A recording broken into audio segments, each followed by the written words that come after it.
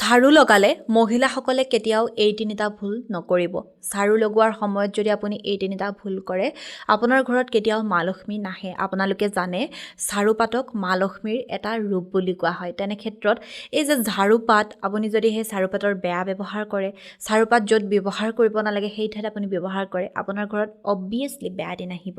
আপুনি যদি জানিব বিচাৰিছে ভিডিঅ'টো শেষলৈকে চাব। আপোনালোকে বাৰু ফিল্টাৰ বউ চালেনে?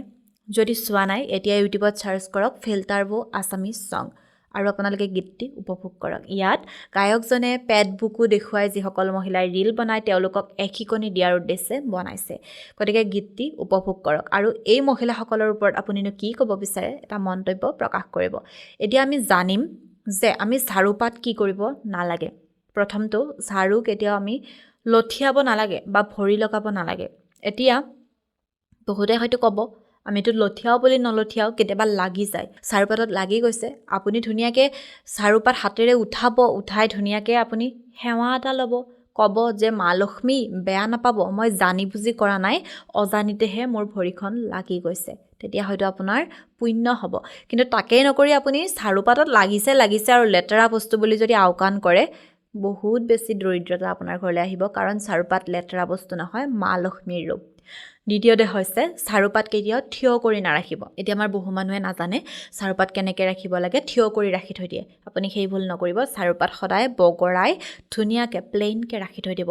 তাকেই নকৰি আপুনি একদম চিধাকৈ বহাই নথব। আৰু তৃতীয়তে হৈছে আপুনি ঝাৰুপাত কেতিয়াও লেতেৰা ঠাইত পেলাই নথব। এই বস্তুটো প্ৰায় সংখ্যক মানুহে কৰে। ঝাৰুপাত লেতেৰা সাৰেই বাৰু, সাৰিবই লাগিব, নহ'লেতো উপায় নাই। গতিকে আপুনি ঝাৰুপাতেৰে লেতেৰা সাৰি উঠি মানুহে কি কৰে, ঝাৰুপাত লেতেৰা বস্তু বুলি বাহিৰত য'ত লেতেৰা পেলায় সেই ঠাইতে থৈ দিয়ে। বিশেষকৈ গাঁৱলীয়া অঞ্চলত আপোনালোকে পাব, কাৰণ তেওঁলোকৰ যি হ'ল চোতাল সৰা হয়, বাঢ়নি পাত, সেই বাঢ়নি পাত তেওঁলোকে য'ত ত'ত পেলাই থৈ দিয়ে। আপোনালোকে তেনেকুৱা ভুল নকৰিব। বাঢ়নি পাত আপুনি য'ত ত'ত পেলাই নথব। সেয়া লাগিলে আপোনাৰ সৰু ঘৰৰ ৰুম সৰা ঝাৰুৱেই হওক বা আপোনাৰ বাঢ়নিয়ে হওক, আপুনি সদায় লুকুৱাই ভালদৰে থৈ দিব। কাৰণ সেই পাতে আপোনাৰ ঘৰলৈ মা লক্ষ্মী অহাত বহুত বেছি অৰিহণা যোগায়। কাৰণ ঝাৰুক মা লক্ষ্মীৰ ৰূপ বুলি কোৱা হয়। গতিকে আপুনি যেনেকুৱা ব্যৱহাৰ কৰিব আপুনি তেনেকুৱাই ফল পাব।